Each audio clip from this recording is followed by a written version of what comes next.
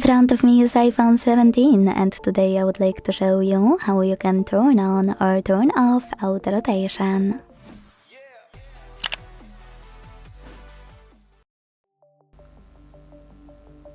While recording videos about iPhones every year, I get the same question: what's up with auto rotation?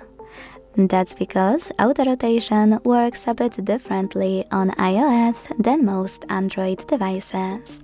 So especially when you switch from one to the other, it can be confusing. I will show you though exactly what's up. Firstly, go into Tab menu.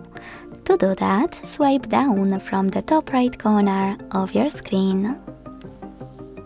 Now usually, when you click on one of those shortcuts, it will turn white, and that means that something, in my case flashlight, is enabled. To disable it, you need to tap on the same one until it's gray.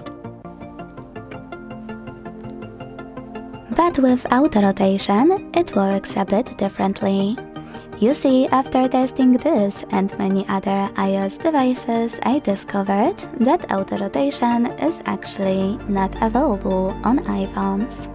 They have something else called lock orientation, and it works the other way around. This little shortcut here with an open padlock, the gray one, is lock orientation one.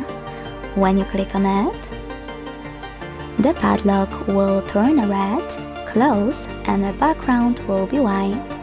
That means that lock orientation is on, so your screen is locked in a chosen orientation.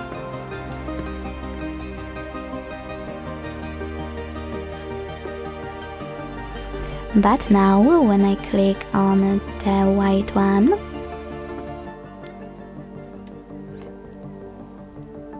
lock orientation will be disabled, which means auto rotation is on. So this time, when I hold my phone, I can see that my screen rotates perfectly.